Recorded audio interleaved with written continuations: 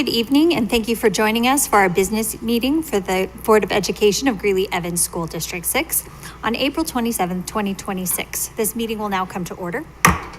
Please join us for the Pledge of Allegiance. I pledge allegiance to the flag of the United States of America and to the republic for which it stands, one nation, under God, indivisible, with liberty and justice for all. Ms. Lemon, will you please call the roll? Director Azari. Present. Director Bentley. Present. Director Campos-Spitzi. Present. Director Edmonds. Present. Director Lemos-Garcia. Present. Director Mesh. Present. Director Rogie. Present. All board members present. Well, our school year is rapidly coming to an end. If you don't have anything to do, you can find something to celebrate or a sporting event to attend pretty much any night of the week for the next 3 or 4 weeks. A couple of highlights I'd like to point out. We do have a student art show here in our administration building. Those pieces will be available to enjoy through Friday. I also wanted to bring your attention to the Arts Magnet Gala at Greeley Central High School. That will be tomorrow evening at the Union Colony Civic Center. There is a student art show that begins at 6, and then the visual, the dancing, the singing, all of the bands and choirs will begin at 7 p.m. So I just received an invitation, so I wanted to share that with all of you. I also wanted to direct your attention to our District 6 website. We'll have all of the information of all the different graduation ceremonies, their locations, their times. And then this year, we are beginning a clear bag policy for all of our special events, and this will include our football season in the fall as well. We want to keep all of our families and students and community members safe at these large events, so please find the details on the prohibited items, the types of bags that are will be allowed into those special events. And at this point, we will move on to our special items, and we'll begin with Superintendent's Honor Roll. Approve the agenda. Oh, just kidding. First, we'll approve the agenda. Go ahead. I move that the Board of Education of Greeley-Evans School District 6 approves the agenda as presented. Second. Thank you both. Is there any discussion on the motion? Seeing none, we will take a vote, please. Director Azari. Aye. Director Bentley. Aye. Director Campos-Spitzi. Aye. Director Edmonds. Aye. Director Lemos-Garcia. Aye. Director Mesh. Aye. Director Rogie. Aye. Motion carries 7-0. All right. Now we will move on to you, Dr. Pilch. Thank you, President Mash. For tonight's honor roll, I am very excited to introduce our Daniel Scholarship recipients. And this is such an exciting time of year for District 6, where we have so many celebrations and so many recognitions throughout the district. And tonight we have actually 3 Daniel Scholars that we will recognize. So I want to tell you a little bit about this prestigious scholarship.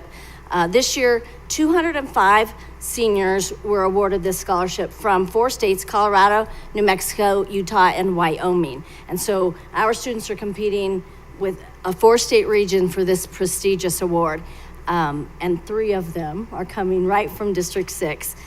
What the Daniel Scholarship does is it provides a 4-year full-ride college scholarship to select high school seniors. And these seniors need to have tremendous potential, strong character, really big dreams, and come with excellent recommendations to get this award. They will receive full cost of attendance at the partner schools, or up to $100,000 total at other schools across the United States if they choose a school that's not a partner school with the Daniels Fund.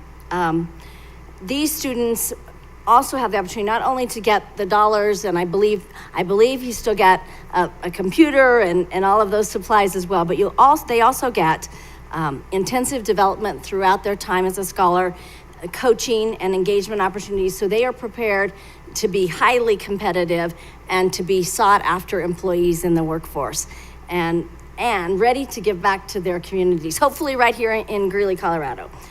So this year, I am proud to bring 3 honorees up to the podium to be recognized for this scholarship. And I'll ask you to join me, please, if you would. I'd like the 2026 Daniels Scholars to join us. First, from Greeley West High School, Nadia Adam.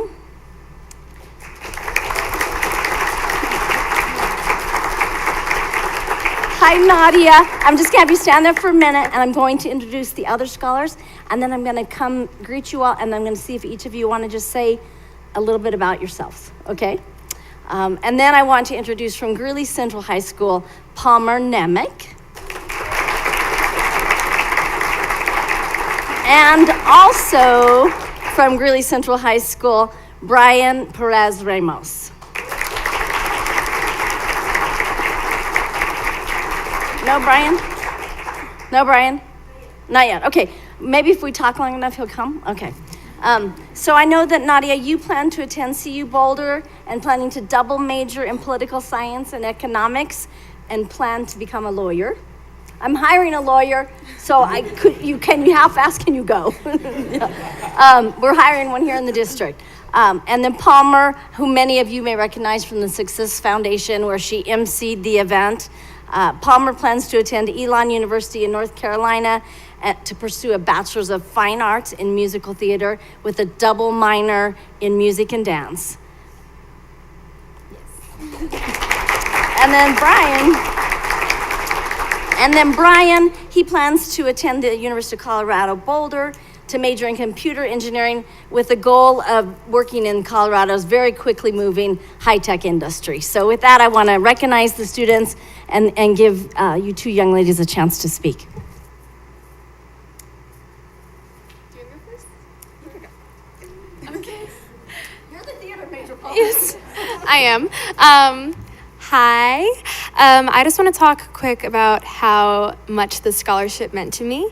So I'm actually a twin. I have a twin brother, and we both are Daniels Fund recipients this year, which is super exciting.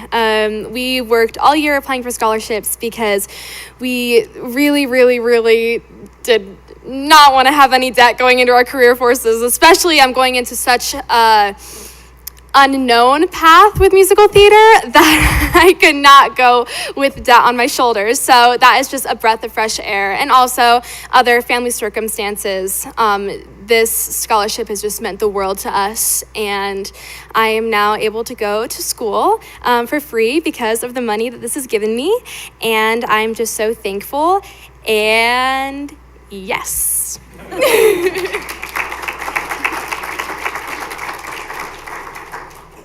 I just want to thank District 6 and all of my teachers for the endless support.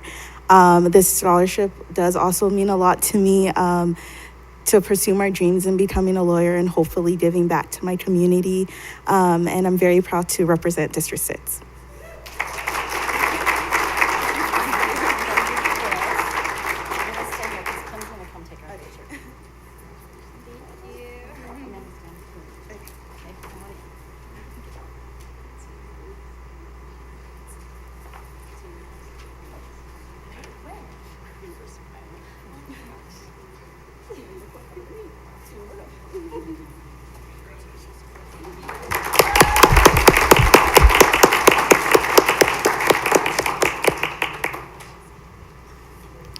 Congratulations to both of you, and thank you for being here so that we can see your faces and hear your plans, and we're very proud to have you represent District 6 as well. Our next special item is our Project Teacher Find recognition, and I will invite Mrs. Overton to the podium.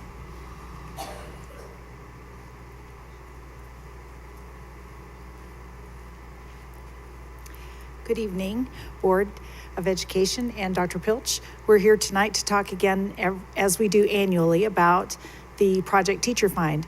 I'm going to turn that over to Dr. Matthew Thompson, who is our HR Director in charge of doing Project Teacher Find interviews.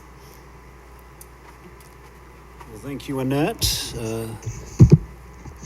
Sorry, that's a little short for me.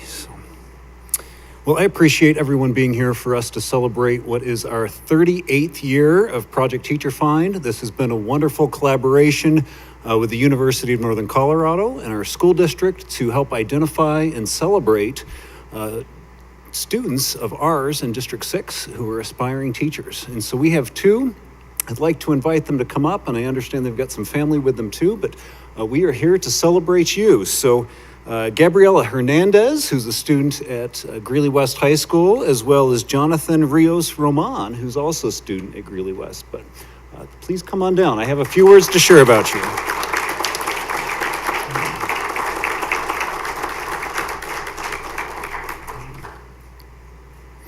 So Miss Gabriella is also a member of our Teacher Cadet program.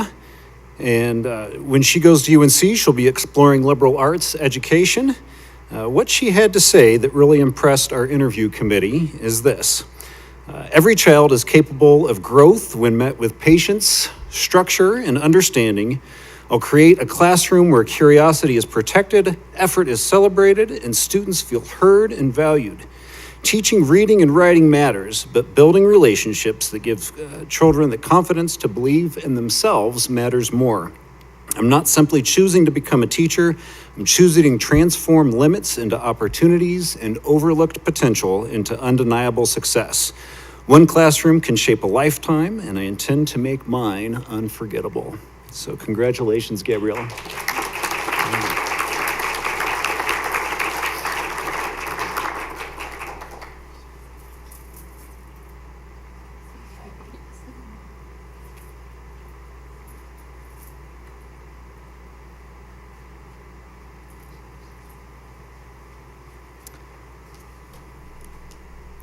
Jonathan Rios Roman is entering into the Sports and Exercise Science Physical Education program.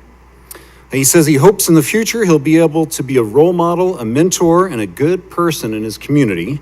One of his teachers, Rich Madrid, who's a business teacher at Greeley West, says Jonathan is widely regarded as one of the student leaders of our school. He leads not only through words, but through action, modeling integrity, responsibility, and inclusivity in everything he does. Academically, he's maintained excellent grades while challenging himself with a rigorous course load, proving his commitment to learning and intellectual growth. So congratulations, Jonathan.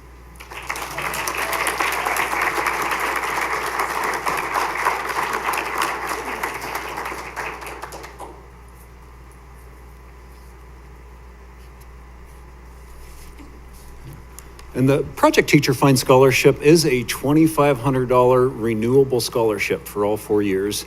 And both of these students have also received numerous other scholarships through UNC too, but we're here to celebrate them as future teachers. But again, let's congratulate our future teachers.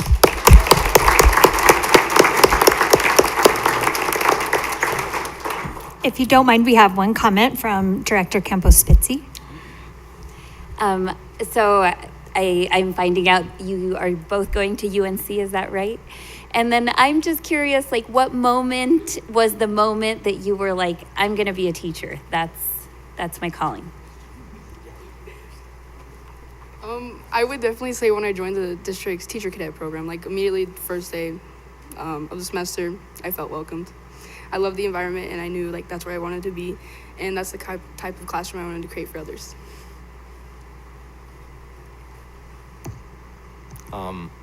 I found out when I started coaching flag football, I had a kid who came up to me at the end of my practice. He told me, thanks for everything, coach. Kind of brought a tear to my eye, knowing that I was able to make an impact on the kids around me at such a young age. Going from ages from middle school all the way to high school, it's a tough transition. So I want to be able to make an impact on them positively and make sure that they can follow a good path and make a successful career and a better person of themselves.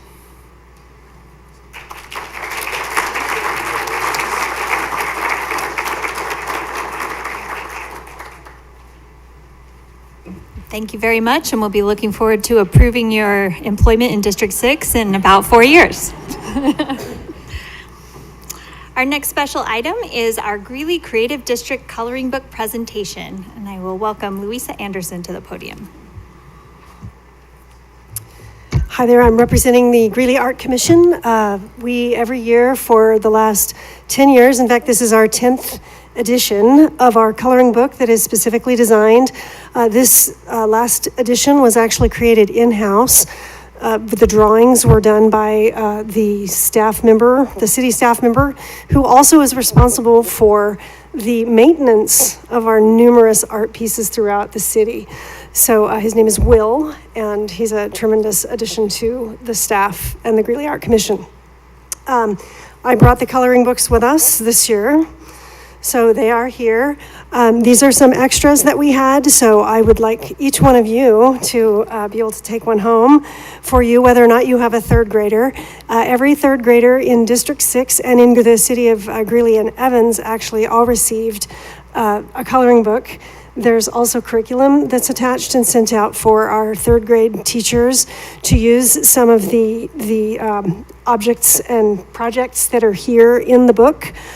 There's a scavenger hunt, usually, that's attached to this as well, where students can go and find all the different sculptures and murals that are in the book. Also, it is produced in both English and Spanish to expand our reach for third graders throughout the district. So these are for you to share. I'm so glad I have them this year. And thank you very much for the opportunity to get to present these. Did you have any questions for the Greeley Art Commission? Thank you very much for being here. This is another wonderful partnership with a local entity here in Greeley, and I'm sure that our third graders are thrilled, and as their second grader, they look forward to that the next year. So thank you very much. All right, thank you.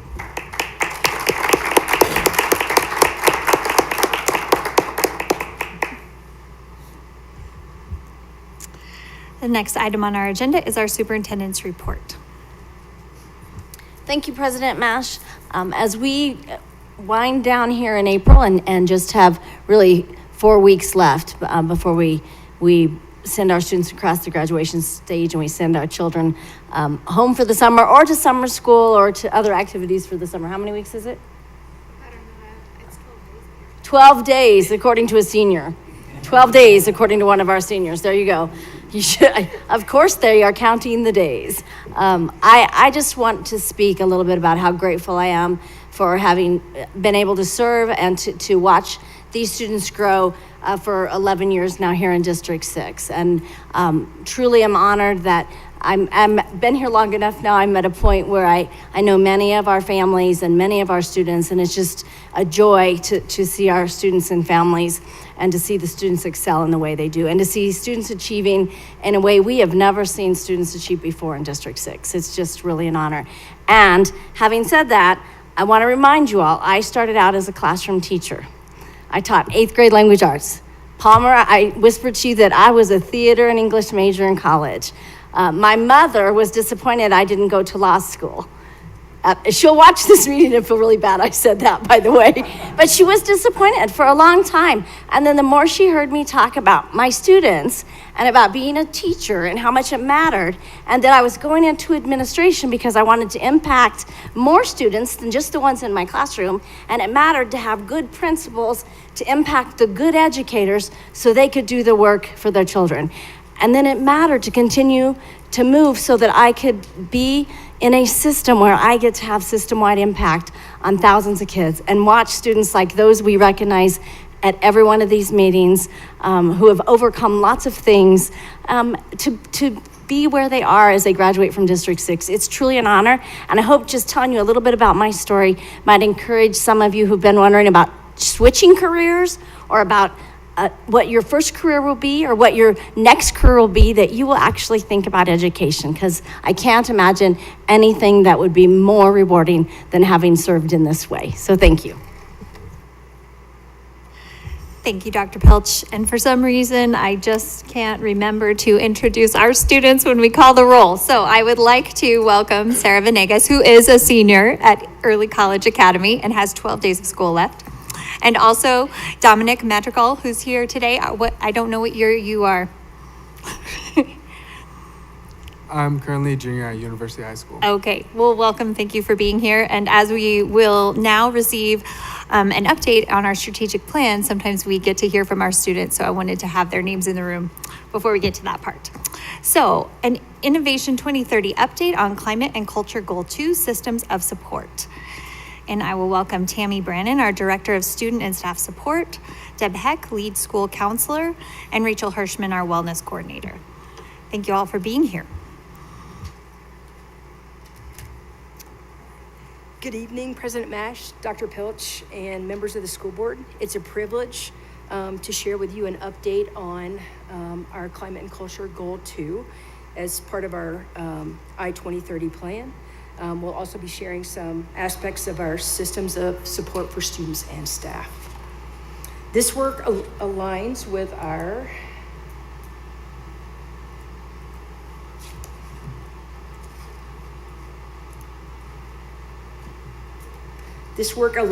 our district mission and vision, and in relation to the values, we believe that diversity is a strength, that we build positive relationships with students, families, and communities. We promote access, opportunity, and choice.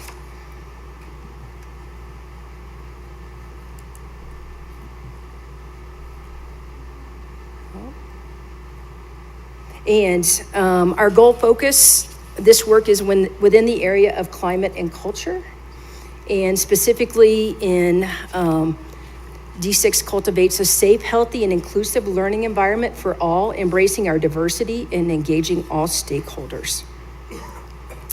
So this goal 2 is specifically around supporting the social, emotional, and physical well-being of students and staff. Within the goal, we have 2 objectives. The first one focuses on supporting our students, ensuring a sense of belonging, and providing support for learning so all students are career and college ready. The second objective is focused on staff, supporting the social and emotional learning practices, as well as improving staff social and emotional wellness. We have 3 outcomes that are allowing us to monitor the work in this arena. The first is at the school level, knowing that each school designs a plan to support the social and emotional learning in their school, knowing that this focus will look different in our different buildings. The second is that students will respond positively to their well-being, and their well-being is supported at their school. And the third is staff will respond positively that their well-being is supported in the workplace. Our actions to date are, we are going to continue to implement the approved curriculum, including digital citizenship, bully prevention, and social, emotional, and behavioral competencies. We'll provide professional development for staff to support the students with the 4 competencies, trauma-informed practices, and also restorative practices. We will also continue to update and communicate current district and community resources to staff support wellness, provide training to our district leaders to support adult wellness, continue to administer the Panorama Survey, and now I'm going to turn it over to Deb to talk about the student portion of the school.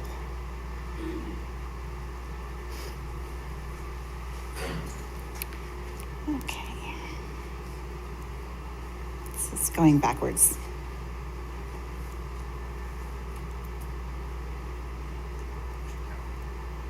This is where I was like, okay. So we're going to focus on the outcomes outlined in I-2030. First, the inclusion of social emotional learning related action steps within each school in their unified improvement plan. This outcome illustrates the commitment from each school to meeting the social, emotional, and physical wellness of students and staff. As you can see from 2023, we've met that goal at 100% for the last 3 years.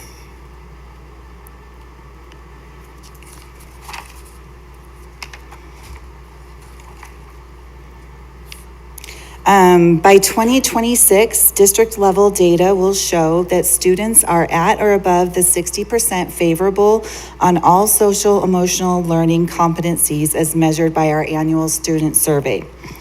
Panorama's competency and well-being survey is given to all students in the spring, and then again in the fall, and then again in the spring, grades 3 through 5 and grades 6 through 12. Panorama's well-being survey is given to staff in the winter. The 4 social emotional competencies of self-management, social awareness, self-efficacy, and emotion regulation are surveyed through Panorama. The survey asks a series of questions for each of the competencies. Each question has 5 choices, with the 2 top choices being favorable. So it'll be a strongly agree, and then it goes down to a somewhat. A percentage of favorable response is given for each question, and then average for overall competency. Some of the questions that are asked for self-management include, during the past 2 weeks, how often do you allow others to speak without interrupting them? How often do you get your work done right away instead of waiting for last minute? Social awareness, an example is, during the past 30 days, how well did you get along with other students that are different than you? Also, how clearly were you able to describe your feelings? And self-efficacy, how sure are you that you can complete all the work assigned to you in class? And when complicated ideas are discussed in class, how sure are you can understand them? Emotional regulation example of, once you get upset, how often can you get yourself to relax? Or when things go wrong for you, how calm are you able to stay? So let's take a look at the survey data we have from the past fall of this year and spring, as well as past years. So just to orient you to this slide of a lot of different colors, this is our grades 3 through 5. The first is our 2023, so the fall is the blue and then spring is red. 23-24 is yellow and then green. 24-25 is orange to teal, and then 25-26 is light blue to pink, showing patterns of improvement in the majority of categories from fall to spring. This improvement can be correlated to the strong culture and climate and student wellness work done through the multi-tier system of support process. The fall data informs our staff of areas of need for students.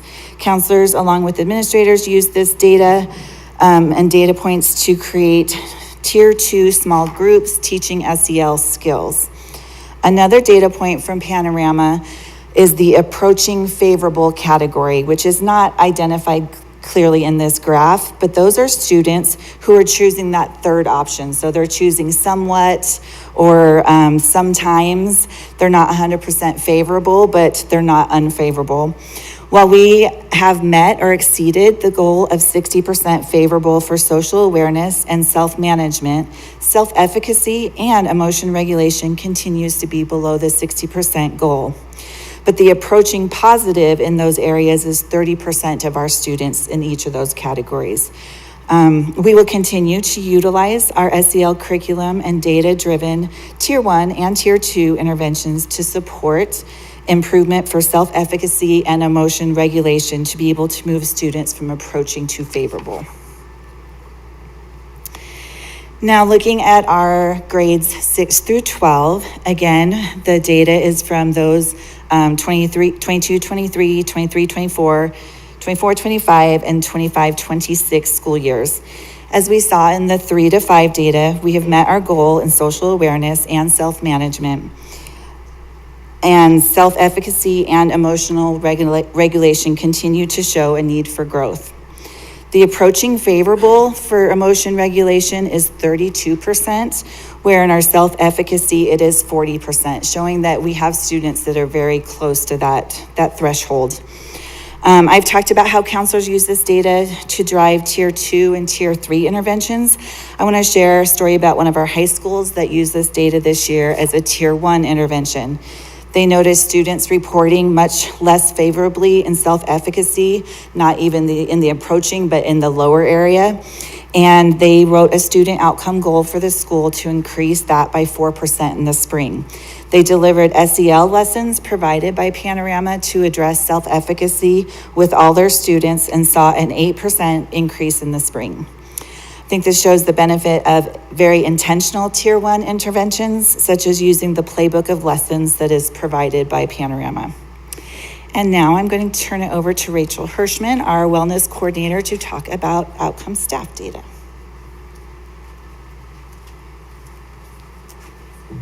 Thanks, Deb. Lastly, the third and final, but I would argue equally important outcome data is a focus on staff well-being. We have a lofty goal for 90% of staff that complete the annual panorama survey will respond favorably that their well-being is supported in the workplace.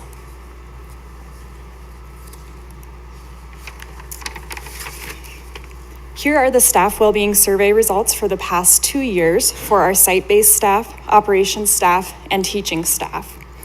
Site-based staff includes staff such as social workers, counselors, and health services. Operations staff includes staff such as nutrition, facilities, and transportation, and then teaching staff is pretty self-explanatory. This is a custom question that we added 2 years ago to ask staff if well-being is supported in their workplace. This shows that those that reported they are extremely supported or quite supported, and you can see for site-based staff, the blue bars last January 2025, they are 77% said that they were extremely supported or quite supported, and then that went to 71% this year. For operations staff, last year it was 76%, that went up to 79%, and then for teaching staff, staying really even at 60%. And I just wanted to share with you some of examples of things that we are doing to support staff in the workplace. Things like bringing wellness events to their building, making it really convenient for them. Things like chair massage, AccuWellness, mental health support, and more.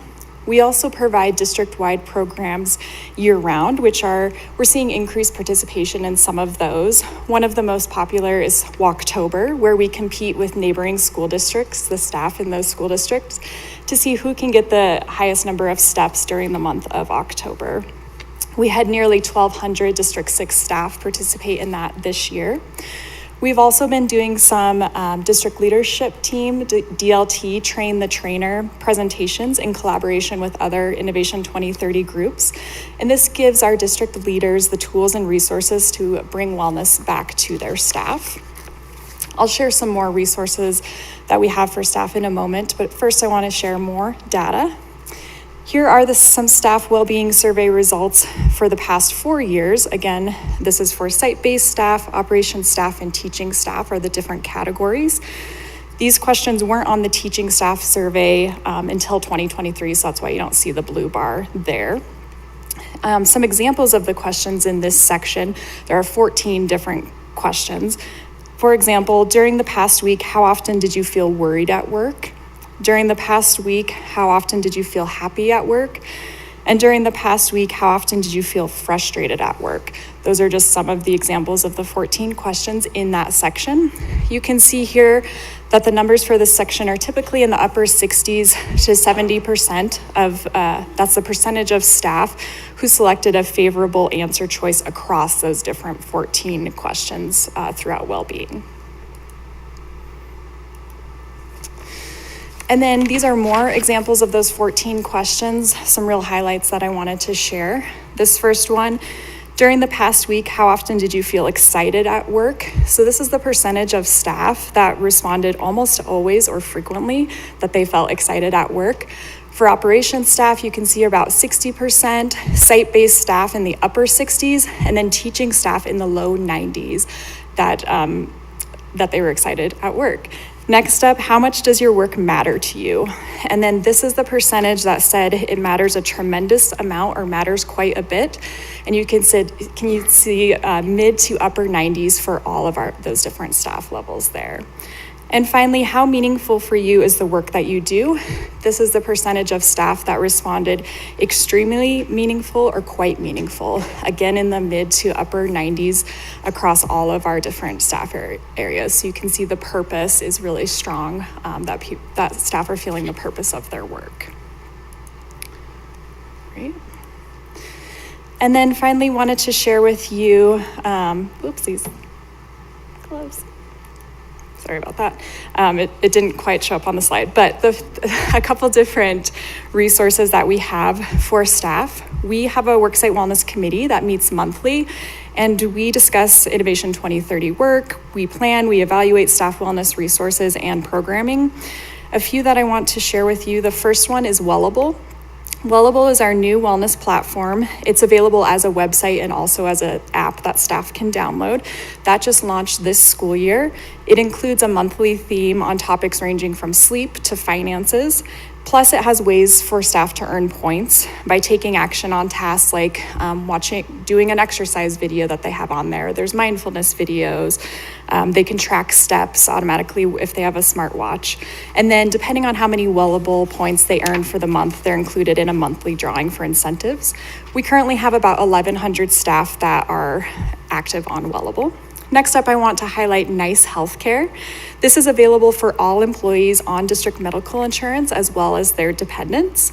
A nurse will come to their workplace, their home, or other convenient location to provide integrated, thank you, primary care services, and even includes tools like a mobile x-ray machine. All of that at no cost to the employee. And we've had so much positive feedback about this resource. Staff really, really love it.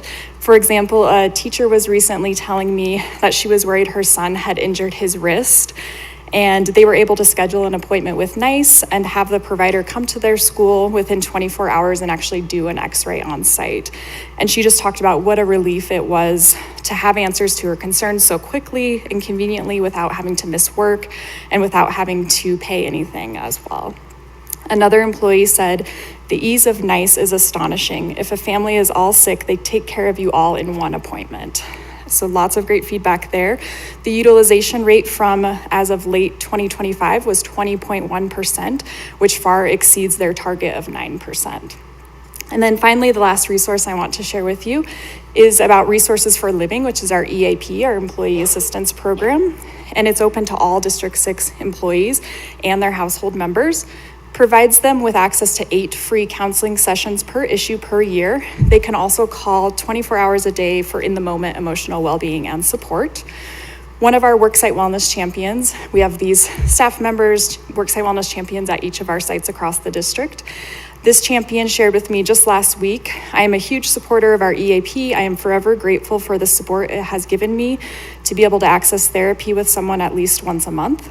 And just today, right before I came here, we received our EAP utilization report for the last quarter, which is well above their it was at 26.4%, which is well above their overall book of business of 4.4%.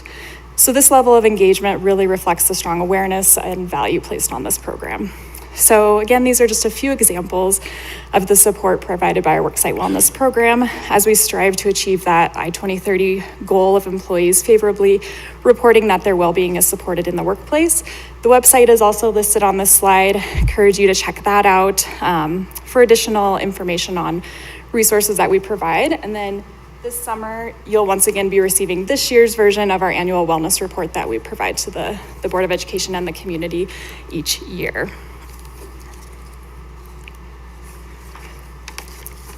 Finally, we are excited about our next steps, which will include continue to implement the SEL curriculum and monitor the impact with the Panorama survey, create and provide staff wellness training for district leaders to take back to their departments or schools. And like last year, we will start the school year with a district-wide professional development, supporting students and their learning 3.0 for all certified and school-based staff, and continue to implement district-wide wellness programming for staff. So thank you for listening, for your time this evening as we provided an update on our I-2030 Culture and Climate Goal number 2, supporting the social, emotional, and physical well-being of students and staff. And we will take any questions that you may have at this time. Thank you very much. I have a quick question, and I'm sorry if it was in a previous part of the presentation, but the supporting students and their learning 3.0, could you speak to what that piece is? Sure. For the last 2 years, we have presented to, or trained trainers to present to our teaching staff and certified staff and classified staff, trauma-informed practices, restorative practices, behavior intervention strategies, all those things that they can use in their classroom to support students. So, yeah. Thank you. Director Azari? Yeah, again, I apologize if you've talked about this in the presentation, but What are the percentages of the, let's just say, staff members that take the survey versus the number of staff that we actually have in the district? Yeah, that's a great question. I do have those numbers here. Yeah, I recall seeing them. I just can't. Yeah. I can't find it in my. Just look those up for in me. my documents. Let's see. Sorry to put you on the spot. No, that's okay. So for operations staff, we had 685 responses, site-based staff 393, and teaching staff 1,819. So it's a very good representative sample. Yeah, I'd say so. Of staff. And then, in general, because we're dealing with the human equation, these percentages, of course, will jump around from time to time, depending on the circumstances at the time. But where I get concerned, and I'm sure other folks do, and I'm sure you're concerned, is when we have really a low percentage versus higher percentages in other categories. So we just take a look at that one category on the one slide during the past week. How often did you feel excited at work? And in the teaching staff, it's in the 90 percentile, but in the operations and site-based staff, it's in the 60 percentile range. And so it forces the question, as I look at Dr. Pelch, why? So I apologize to bring that up because it kind of puts people on the spot, but it's an important question. No, it is an important question, Director Azari, and we actually talked about this very question in Cabinet last week when we reviewed the data. And so two things. One, I think that we would want to sit down with some of our operations staff and do a focus group and dig in on what's behind that. And the other thing I will tell you is, when you look at operations and when you look at it says how much does your work matter, they're scoring it very high. How meaningful is it? It's very high. So I don't know how excited one of our grounds guys is to go out and mow or to fix a broken sprinkler head when it's really pretty still cold early in the morning. I don't know how excited they are about that, but I know that they know their work matters and that it's meaningful to them. So I wonder about that, and that's, I think we need to ask our ops people. Kent wants to say something. It hasn't changed from one year to another much, though, either. No, so it has not changed. It has not changed. So I do think it's worth digging into. Mr. Henson? Yeah. Come on to the podium, sir. We talk about this a little bit, and the operations staff is very dedicated.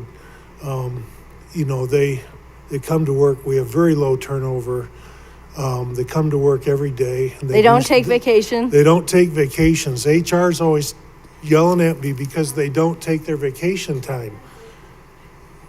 Okay, so, we have to force them to take vacations, but really what gets them excited, if you ask that question, would be hunting. I said this in cabinet. Things like that get them excited, but they're very, very dedicated. And so, how much does your work matter? We talk about how, and they all know that all their work matters because it helps reinforce student learning environments in the district. And they're on call-outs. They get called out at any time of the night for a water leak or something. On weekends, Friday at 5 o'clock, I got a text from a school. They had an irrigation leak. Got to send someone out there. So we have talked a lot about that, and when we do celebrations at operations, it's like, okay, come on, get in here. We're going to do this. And, they want to work. And so that's kind of it's not a struggle. We just know what they like to do, and they're dedicated and they like to work. So, but we'll work on it. And you wonder how the response would be if the question was, how often did you feel rewarded? Or how often, was your work rewarding? Or how often did you feel engaged at work? I think excited is a term that we use a lot with our typical educators, with the classroom teacher. Yeah, they're also very collaborative with each other. We have jobs that have people working from different departments across. If you go out to transportation, which includes that, on their pin ceremony day, it will rival any building, district, or department in the district. They're crazy. And we want to keep asking them. Yep. Thank you for that input, Mr. Henson. Director Campos-Spitzy?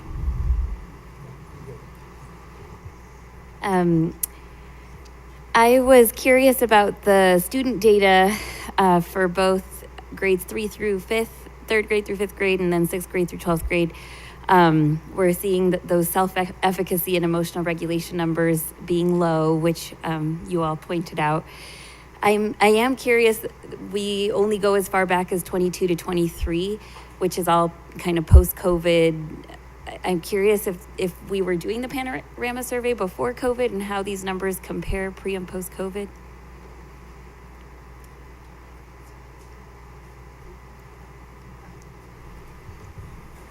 I don't know the answer to that. That's okay. So we were doing the panorama survey. I don't know if the questions were the same questions. And then we paused panorama for a couple of years there. So we did not do the spring testing in the spring of 20. And then I don't believe we tested again in 21. So you'd be going back to the 2017-18 school year. It's like a curiosity question, like. We'll look and see what we have, and we can share with you what we have. Like, did the pandemic affect kids' emotional regulation and feelings of self-efficacy? I think we know the answer to that. I will say, as a parent of little ones in elementary school, they come home with these social emotional learning lessons. Some that have stood out to me. My children, sometimes aren't. We have interesting relationships where I let them voice their concerns like they were little adults. But one of them told me, "Mom," and this is my 5-year-old in kindergarten, he said, "You are not listening to understand. In school, we seek to understand first and then to be understood." And I was like, whoa, that's cool that you learned that and that you knew what that meant and could apply it to their mom. And then around internet, I just really appreciate the education our kids are getting from such a young age as to what it means to access age-appropriate internet content, and they come home with that. And so I just think the work you all are doing is so important, especially in the post-COVID era that we are still in and recovering from, and just grateful for it. Thank you. Director Lemos-Garcia. I appreciate the data that you shared and that you asked the question, because oftentimes if we didn't ask those hard questions, even though the answers might not be what we hope them to be, it allows us to be able to work on some of those. And I especially appreciate the continuation of wanting to do well and continue to ask those. And the worksite wellness support, all of those components feel like it is really an added positive to those staff people who utilize those pieces, and I think those are so important. So thank you for sharing that. Not seeing any other comments. I do have one other question. I think you mentioned that the survey data helps to inform your tiered systems of support. I guess I was just curious, like, my understanding is that's maybe for like an individual student, but it seems that maybe it's more of a culture of like our students are lacking confidence or something. That's what I see, self-efficacy. I have confidence that I can do the assignments that are assigned to me. So I guess I'm just curious, how can we affect, because it might not be the student that's acting out or who is requesting additional supports if it's 60% of our students. So just curious what your thoughts are about that. And I'm not trying to get in the weeds or any, I'm curious how we can deep dive for that. And I think that will likely be a part of our supporting students in their learning 3.0 to get teachers to talk about this task may seem hard, but you have it. We can work through this together and build those scaffolds in so that then they're able to see, oh yeah, I can do that. When initially maybe it may have looked overwhelming and not doable, but with a little bit of scaffolding and a little bit of support, they were able to do that and to use that language with them, just like we do with parents as well. Okay, well, thank you so much for all of that data and for being here tonight and sharing that with us. I'm gonna toss it back to Dr. Pilch for a quick addendum to her superintendent report. Thank you so much, President Mash. I appreciate that. I am honored to introduce, I see in the back row there, one of our latest hires, our new assistant principal at Tointon Academy of Pre-Engineering, Sean Miller. Would you please stand up so we can recognize you for a minute?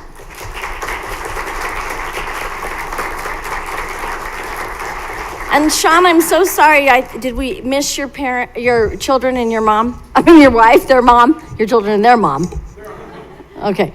I hope they're watching at home. So I want to recognize Sean for having been selected to serve as the next assistant principal at Toynton Pre-Engineering Academy. This is a position that was vacated by Cassie Guy, and we are so fortunate to have Sean in our system. He was a longtime teacher at Greeley Central High School, where he served as department chair and was a leader there in the math department. And then 2 years ago, he decided to try another level and see what his impact could be with some younger students. And he moved over to Toynton Pre-Engineering Academy, where he's taught the middle school mathematics there. And he's already serving as a team lead there at Toynton, and has taken his a leadership space there in Toynton, and has filled in a lot this past year when administrators had to be out of the building. So we're really excited to have him come on. Sean also serves as a valued member of my Teachers Advisory Council that I meet with monthly. He's one of those members, and teachers who choose to do that, they come every month, and it's not something we compensate them for, but they become the advisors to the superintendent. And I will miss Sean on that committee, but he can choose to join my Leadership Advisory Council if he chooses to. So we appreciate his deep dedication to District 6 and his deep love for students and his belief in what our students can do here in District 6. So I look forward to your approval tonight. Thank you very much.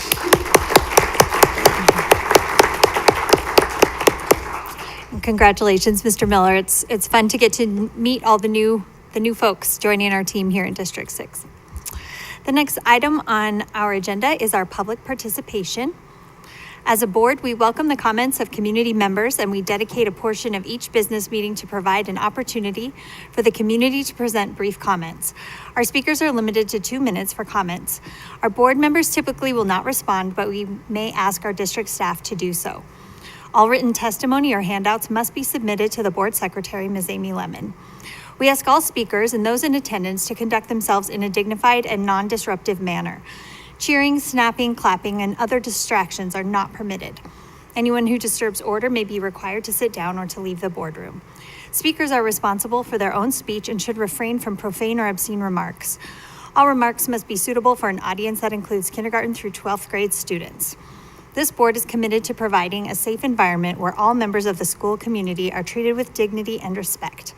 And we expect all speakers to exercise their speech rights responsibly.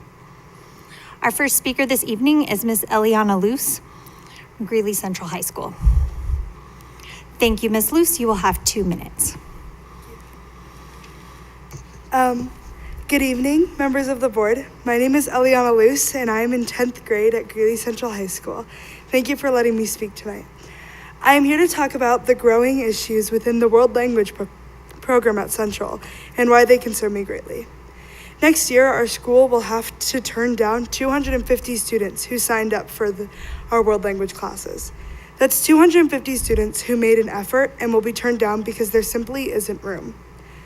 This is happening because of many reasons, like the complete cutting of our German classes, leaving 78 students displaced within our World Language program, along with overload accommodations no longer being offered and difficulties hiring a third Spanish teacher. A few years ago, the World Language program had 5 full-time teachers. Next year, there will only be 3. I want to be respectful, and I understand I don't know the full situation, but I know its outcomes for me and my fellow students. It is required to take 1 World Language class by the Colorado Higher Education Admissions requirement. Many of us also wish to attend universities that require 2 to 3 years of language. We also, along with that, lose easy access to the AP language classes like AP French, and opportunities like the Seal of Biliteracy that require you to take 4 years of the same language, which open doors for our students in the future. And finally, beyond our grades and hopes for college, these classes help us grow in our own language and understanding culture at a deeper level. As a school that celebrates cultures, it saddens me to see our program in this state. I am grateful for all the opportunities that the World Language program gives me, but it's hard to utilize them when they aren't very accessible. Thank you for your time. Thank you, Ms. Luce. Thank you for being here. Our next speaker is Ms. Courtney Luce, Thank you for being here. You will have 2 minutes. Thank you. I need to be transparent that I'm here because Ellie gets credit in her U.S. government class if she convinced me to come speak in front of the board. And so I thought I would come share something that I'm passionate about, and it turns out it's very timely because you'll see. My name is Courtney Luce, and I'm a co-founder and lead collaborator at the Fred Chartis School of Innovation. And I'm here tonight to express my sincere gratitude on behalf of our school and the students we serve. I always appreciate this district for its continued and meaningful commitment to students' social emotional well-being. As a building leader, I see firsthand what it means when students' social and emotional needs are being met. They show up ready, they're engaged, they can learn, and that doesn't happen by accident. It happens because this district has made it a priority, which allows our school to make it a priority. I want to acknowledge the district's dedication to hiring and retaining high-quality social workers. The staff we've had supporting our students at Fred Chartis are always exceptional, and that is a direct reflection of this district's investment in recruiting and keeping talented professionals. Equally important is the training and ongoing support that has been provided to them and the training and support that's been provided to all staff members in our building. That preparation allows our team to operate with confidence and competence to meet the needs of the students we serve. I'm also grateful for the investment in things like the Panorama Survey, which allow us to find out where our students are at and what supports they need. Because of all of this, the vision, the partnerships, the people, and the training, we at the school level are able to focus on what truly matters, which is ensuring every student can walk into their learning environment ready to learn and grow. Thank you very much. Thank you for being here. Our last speakers this evening are Nicholas Jenko and Palmer Nemec, students at Greeley Central High School. Thank you. You will have 2 minutes. Hi again. I'm Palmer Nemec, and I'm a quadruple emphasis in the Greeley Central Arts Magnet program in voice, band, dance, and theater. My name is Nicholas Jenko, and I'm an acting emphasis. I'm in 11th grade at Greeley Central. And we're leaders in our school's community. For my U.S. government project also, I wanted to come here and talk to the board about something I'm passionate about, and that's our Arts Magnet program. I came to Central through the arts, and so did all of my family, and we've had nothing but positive experiences. Most of the people in my life that I love and things I love to do come directly from the program. I've gained lifelong friends, mentors that have my back, and guidance for what I want to do in the future. I don't think there's ever been anything in my life that's been more welcoming. I came to Central 4 years ago for the Arts Magnet program, and it honestly changed everything for me. I've been able to take classes doing what I love, grow as a performer, and I still have a real high school experience, making friends, getting involved, just enjoying it all. What makes the program so special is how many different kinds of artists brings it together. We have visual arts like photography, ceramics, painting, drawing, and graphic design, and also so many performing arts opportunities like band, choir, theater, orchestra, dance, directing, and tech. There's something for everybody. I'm going to one of the top musical theater programs in the country at Elon University, and I credit a lot of my success from the guidance from our Arts Magnet teachers. They push us, support us, they actually care about helping us grow. The friendships and connections I've made through this program mean just as much and have shaped my experience in the best way. If you want to see what our program is really capable of, please come to our 20th anniversary Arts Gala. We are celebrating 20 years as an Arts Magnet program and everything we've built together. It's tomorrow at 7 p.m. with an art show starting at 6 p.m. at the UCCC. Tickets are $2, and you will see everything from student-led performances to pieces from our spring musical, The Drowsy Chaperone, along with band, choir, dance, and original acts students have created. Also come to our, next week, come to our senior stage production, You're a Good Man, Charlie Brown. It's at 7 p.m. and tickets are $8. Thank you.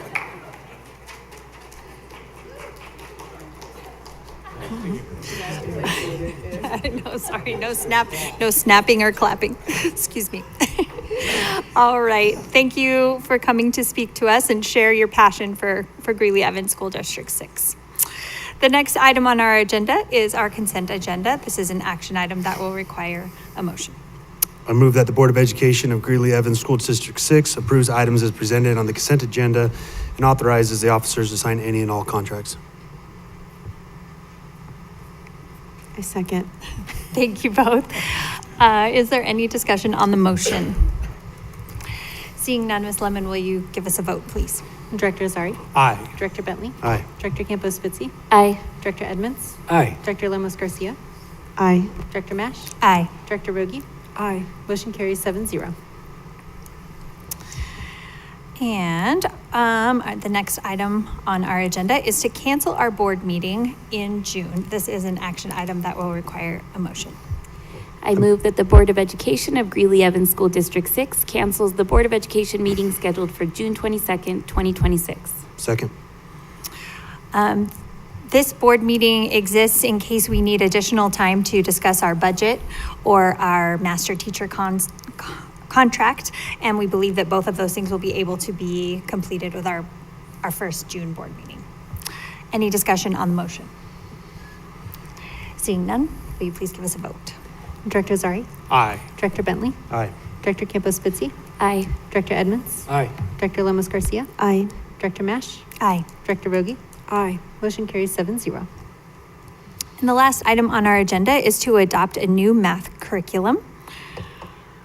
This is also an action item that requires a motion. I move that the Board of Education of Greeley-Evans School District 6 approves the adoption of the secondary math curriculum as presented. Second. And Dr. Pilch, will we be having a presentation as well this evening? Yes. Yes, I would like to invite the same team up for the presentation that you saw in the work session so that we have it for our public. Thank you. Mr. Anthony Osmus will begin the presentation and then his colleagues will join him. I'd like to challenge this team to match Palmer's excitement level behind me.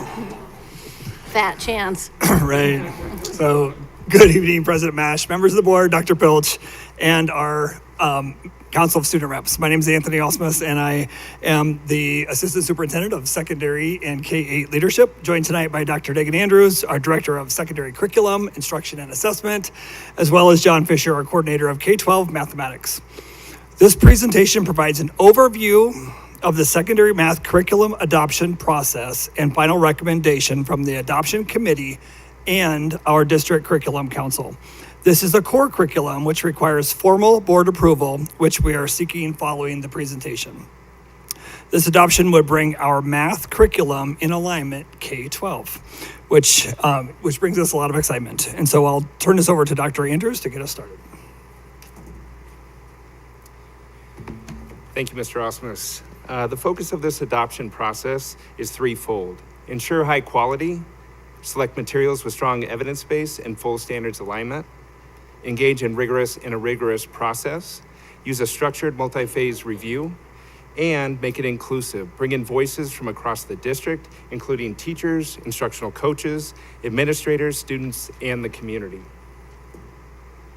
The committee included 18 secondary math educators, 6 administrators, an instructional coach, and 1 teacher of multilingual learners.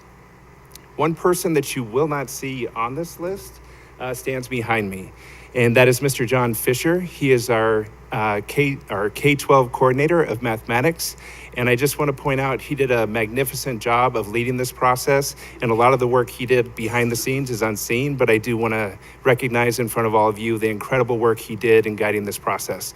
And so I'm going to turn it over to him so that he can take you through an in-depth view of the process. John? Thanks, Dr. Andrews. I'll take just a moment to walk you through each stage of the adoption process. So in August, we pre-screened potential resources using EdReports, a third-party nonprofit, and guidance from the Colorado Department of Education. We then formed a representative committee and, using input from all District 6 secondary math teachers collected the previous spring, established a set of guiding beliefs to focus our evaluation process.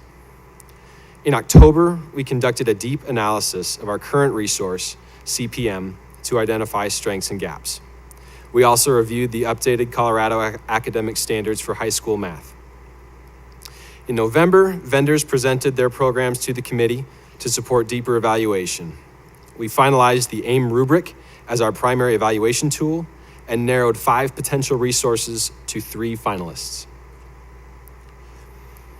Next, we implemented micropilots of each resource across multiple District 6 classrooms, collecting both teacher and student feedback.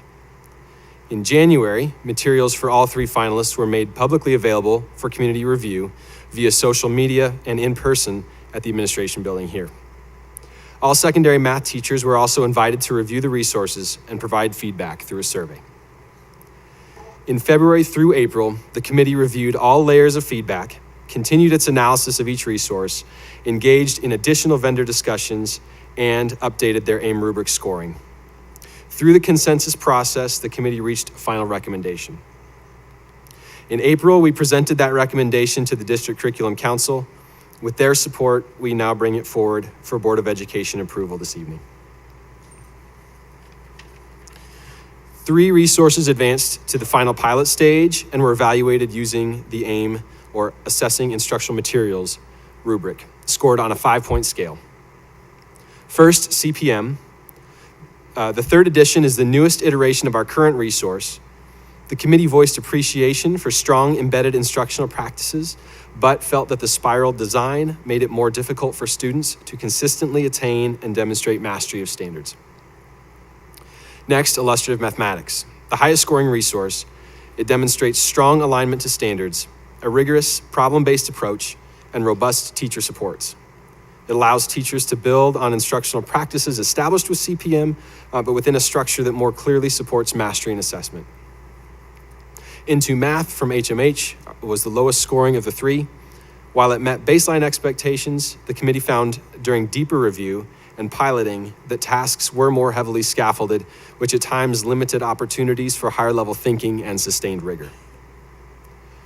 Overall rubric scores, combined with feedback from both teachers and students during the pilot, provided strong support for the committee's final recommendation.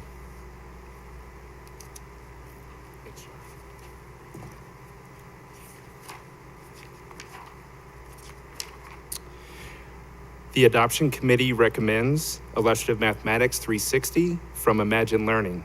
The package includes the printed workbooks for all students, grades 6 through Algebra 2, full digital access for both students and teachers, and professional learning support from Imagine Learning.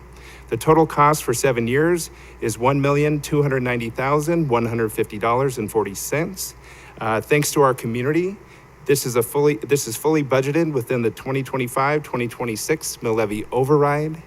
And at this point, I'd like to just again thank the committee members who participated in this process and the significant work they did over this 8-month process. Thank you tonight for your consideration, Board of Education. Thank you very much for that presentation. We have a few comments or questions. Director Edmonds. First, I just want to direct anyone watching this business meeting that they can look at the work session beforehand. They presented this, allowed us to ask great questions, and they provided wonderful answers just to better understand the process. But I think one of the biggest things I do want to point out is just the report that you guys gave of how helpful this is going to be for our teachers to have a congruent from K through 12 mathematic curriculum that students going from 5th grade, which is K through 5 right now, is on this, that we're going to bring 6 to 12 on board, and it's going to create more consistency, but it's also going to be great for our students as well to not have to go from one system and then they have to jump to another one where they're learning different terms and focuses. So I think this is just a wonderful opportunity for that. But then also I do want to point out again, and I'll take every opportunity I can with this, is to show that the funding source of this being that mill levy override. That when our voters say yes to mill levies, when they say yes to bond issues, this is what we're able to do. We're able to bring new curriculum that, as they reminded us, that math is always math, but the way we teach it is different. And so having those dollars that we so badly need to provide curriculum like this is because of our voters. And so this is an impact not just of what the committee's done, what we do as a board, what our teachers do, but it's also our voters and community saying yes to D6 every time we come to them with something like this. Thank you. Director Campos-Spitzy. I'm not sure if you brought it up at the, I'm getting what we talked about in the work session confused with the business meeting, but did you mention at this meeting that our current curriculum is expiring? And that's one of the reasons for adoption of a new curriculum. Did you say that? we did not say that here, but this wasn't our first choice to purchase a new curriculum, but CPM is expired, and so we can no longer even access the digital content with it anymore. And so they are updating to a brand new curriculum, but that opened the door to just look at all different sorts of curriculum, and that's not the one that we went with. And so we're glad that if we had to purchase something, we were glad we can go through the whole process, but yeah, we could not go back to our current curriculum. Thank you. And I just also want to mention something we talked about in the work session, which is that the ideal is for us to update our curriculum every 7 years. And what we're buying with those $1.2 million is a 7-year access to this curriculum. Yeah, and that you guys were able to haggle down the price because they wanted to charge us more.